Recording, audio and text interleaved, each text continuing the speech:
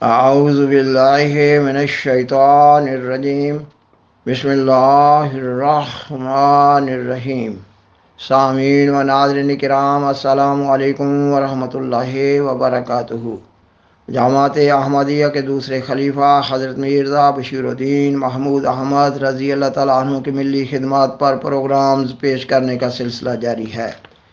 یہ کہ آپ نے متحدہ ہندوستان میں مسلمانوں کے حقوق کے تحفظ کے لیے، ہندو مسلم اتحاد کے لیے، ہندوستان کی آزادی کے لیے اور قیام پاکستان کے لیے سخت محنت کی، اور نیز یہ کہ آپ کی مسلسل درد بری دعاؤں، انتھک محنت اور جماعت احمدیہ مسلمہ کی قربانیوں سے پاکستان مارد وجود میں آیا۔ اس سے قبل اس مضمون پر 21 پروگرامز پیش کیے جا چکے ہیں۔ یہ سلسلہ کا 22واں پروگرام ہے۔ گزشتہ 2 پروگرامز میں یہ بتایا جا چکا ہے کہ قائد اعظم محمد علی جناح نے ہندوستان کے مایوس کن سیاسی حالات کے پیش نظر گول میز کانفرنس کے بعد انگلستان میں ہی بود و باش اختیار کرنے کا فیصلہ کر لیا، اور ڈاکٹر سر محمد اقبال صاحب گول میز کانفرنس کی کارروائی کے دوران ہی استعفیٰ دے کر ہندوستان چلے گئے۔ ہندوستان کے ان سیاسی حالات کے تناظر میں سیدنا حضرت خلیفۃ المسیح ثانی رضی اللہ تعالیٰ عنہ نے احمدیہ مسجد فضل نند کے امام حضرت مولانا عبدالرحیم صاحب درد کو ہدایت کی کہ وہ مسٹر محمد علی جناح سے ملاقات کر کے جماعت احمدیہ کی طرف سے ہر ممکن تعاون کا یقین دلاتے ہوئے انہیں واپس ہندوستان لانے کی کوشش کرے۔ اس ہدایت کی روشنی میں احمدیہ مسجد لندن کے امام حضرت مولانا عبدالرحیم صاحب درد نے مسٹر محمد علی جناح سے طویل ملاقات کر کے ان کو ہندوستان واپس آنے پر رضامند کر دیا، اور مزید یہ کہ قائد اعظم محمد علی جناح نے اپریل 1933 میں عید الاضحیٰ کے موقع پر احمدیہ مسجد فضل لندن میں منعقد ہونے والی ایک تقریب میں شمولیت اختیار کی، اور انہوں نے ہندوستان کے سیاسی حالات پر تقریر کرتے ہوئے ہندوستان واپس آنے کا اعلان کر دیا۔ قائد اعظم محمد علی جناح کی اس تقریر نے انگلستان اور ہندوستان کے سیاسی حالات میں ایک ہلچل مچا دی۔ آپ کی اس تقریر کے بعد نوابزادہ لیاقت علی خان اور ان کی بیگم قائد اعظم کی خدمت میں جولائی 1933 میں حاضر ہوئے اور ہندوستان واپس آنے کی درخواست کی۔ آخرکار قائد اعظم محمد علی جناح 1934 میں واپس ہندوستان تشریف لے آئے اور مرکزی اسمبلی میں بلا مقابلہ منتخب ہو کر مسلم مفادات کے لیے کام کو آگے بڑھانے لگے۔ آپ کے بلند اخلاق، مضبوط کردار، اصول پسندی اور معاملہ فہمی کے نتیجہ میں مسلمان آپ پر اعتماد کرنے لگے، اور آزادی وطن کی منزل جو بہت دور لگتی تھی نزدیک ہونے لگی۔ سامعین و ناظرین کرام، گول میز کانفرنس اور اس کی تجاویز پر غور کرنے والی پارلیمنٹری کمیٹی کی رپورٹ 1934 میں شائع ہوئی، اور 1935 میں برطانوی پارلیمنٹ کے دونوں ایوانوں نے اس رپورٹ کو پاس کر دیا، اور اس کا نام گورنمنٹ آف انڈیا ایکٹ رکھا گیا، اور یہ ایکٹ ہندوستان میں 1 اپریل 1937 سے نافذ ہو گیا۔ اس جدید آئین اساسی میں کم و بیش وہ تمام مطالبات مان لیے گئے جن کی طرف حضرت امام جماعت احمدیہ مسلسل توجہ دلاتے آ رہے تھے۔ مثلاً جداگانہ انتخاب، اور سندھ کو بمبئی سے علیحدہ کر کے الگ صوبہ بنا دیا گیا۔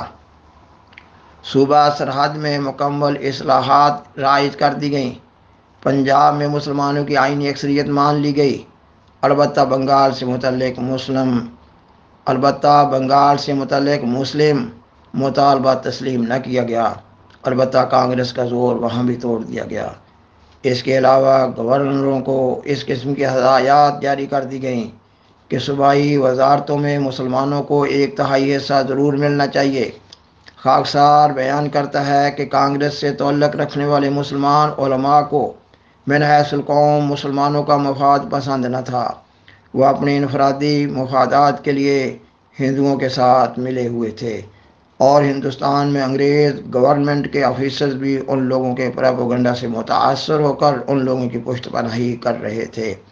چنانچہ اخبار مجاہد لاہور 11 مئی 1936 میں یہ خبر رپورٹ کی گئی کہ امیر شریعت احرار سید عطا اللہ شاہ بخاری نے 9 مئی 1936 کو احرار پولیٹیکل کانفرنس امرتسر میں احراری پرچم لہراتے ہوئے اور گرجتے ہوئے کہا یہ کہ مسلمانوں نے 200 سال کے بعد کروٹ لی ہے، اور اگر اس بات پر فخر کیا جائے کہ کامل آزادی کا جھنڈا مسلمانوں کی جماعتوں میں سے سب سے پہلے ہم نے بلند کیا تو بجا ہے۔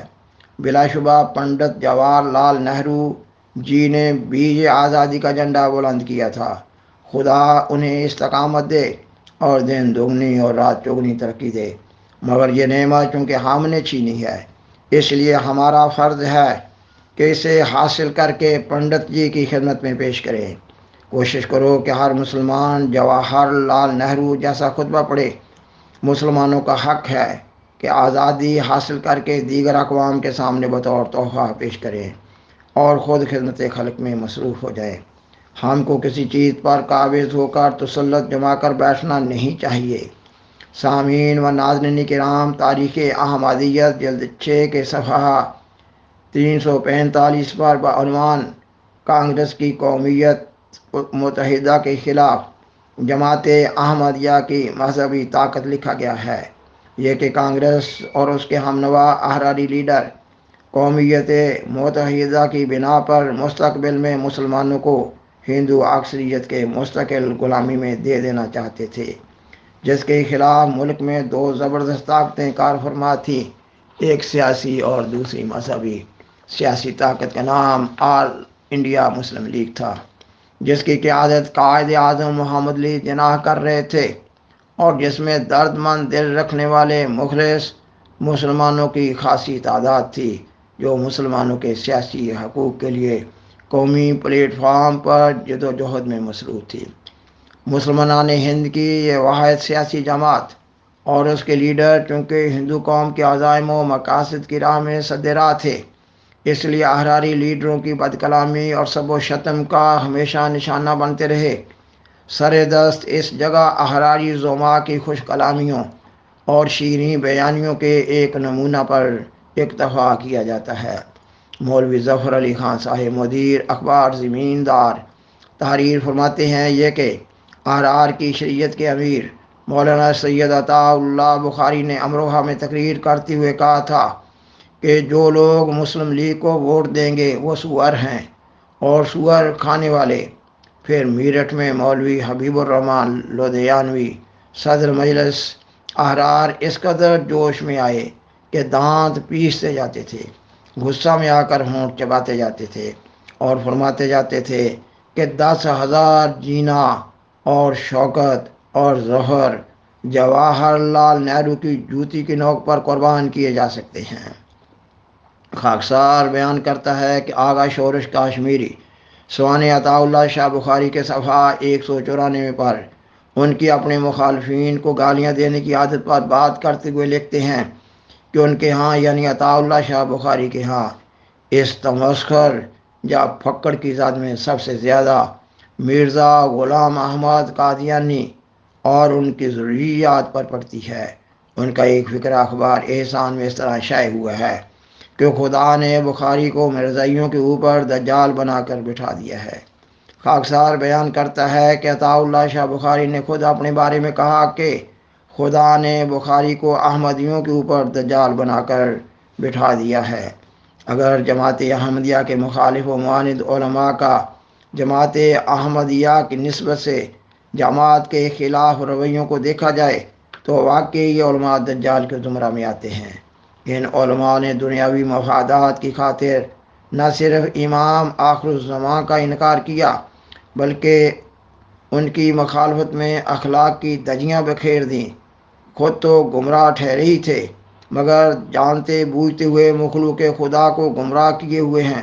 سامعین و ناظرین کرام، پاکستان بڑھنے کے بعد یہی عطا اللہ شاہ بخاری جب ملتان میں بوجہ فالج زندگی اور موت کی کشمکش میں مبتلا تھے تو حضرت امام جماعت احمدیہ سیدنا خلیفۃ المسیح ثانی رضی اللہ تعالیٰ عنہ نے اپنے 2 مبلغین کو ان کی عیادت کرنے اور ضروریات کے بارے میں پوچھنے کے لیے ان کے گھر ملتان بھجوایا۔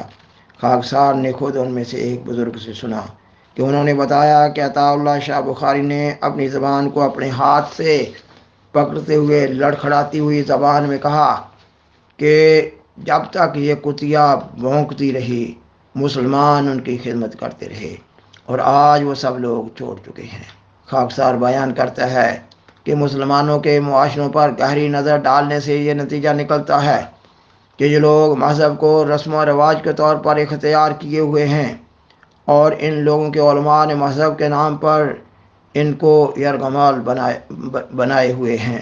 خاکسار اس مضمون کے آخر میں بالاختصار یہ بتانا چاہتا ہے کہ 1940 کا تاریخ ساز موقع ہے کہ حضرت امام جماعت احمدیہ کے قائد اعظم محمد علی جناح کے ساتھ مسلسل تعاون اور مدد سے اب ممکن ہو رہا تھا کہ مسلم لیگ ہندوستان کے مسلمانوں کو ایک مستقل اور مضبوط لائحہ عمل دے، اور نیز یہ کہ قوم پرست ہندو لیڈر مسلسل مسلمانوں کے حقوق دبانے کی پالیسی پر گامزن تھے۔ ان حالات میں قائد اعظم محمد علی جناح نے اپنی مشیران خاص کی مدد سے 23 مارچ 1940 کو منٹو پارک لاہور میں مسلم لیگ کے اجلاس میں مسلمانوں کے لیے ایک اہم لائحہ عمل کے اعلان کا فیصلہ کر لیا۔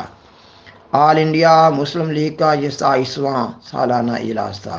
اس اجلاس میں قائد اعظم محمد علی جناح نے خطبہ صدارت میں 2 قومی نظریہ پیش فرمایا۔ یہ کہ ہندوستان میں مسلمانوں کو جن مسائل کا سامنا ہے وہ عارضی اور معمولی نہیں ہیں۔ آزادی وطن کی تحریک میں بشدت یہ محسوس کیا جا رہا ہے کہ ہندو اکثریت کو مسلمانوں پر مسلط کر دیا جائے گا، اور یہ کہ ہندو اور مسلمان 2 الگ الگ قومیں ہیں۔ ان دونوں کا تعلق 2 متضاد مذہبی فلسفوں، سماجی ثقافت و روایات اور تہذیبوں سے ہے۔ مذہبی لحاظ سے ان دونوں قوموں میں کوئی قدر مشترک نہیں ہے۔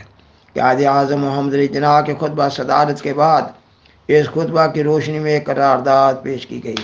شیر بنگال مولوی ابوالقاسم فضل الحق نے اس قرارداد کو اجلاس میں پیش کیا، اور چودھری خلیق الزمان نے اس کی تائید کی، اور بعد میں یہ قرارداد لاہور یا قرارداد پاکستان کے نام سے مشہور ہوئی۔ سامعین و ناظرین کرام، یہ مضمون ابھی جاری ہے، شاید آئندہ کا پروگرام اس مضمون کی آخری قسط ہو۔ بالآخر درخواست ہے کہ برائے مہربانی اس پروگرام کو دوسروں سے شیئر کریں، اور حضرہ کرم اس چینل کو سبسکرائب کریں۔ جزاکم اللہ تعالی احسن الجزا، وآخر دعوانا ان الحمد للہ رب العالمین، والسلام علیکم ورحمۃ اللہ وبرکاتہ۔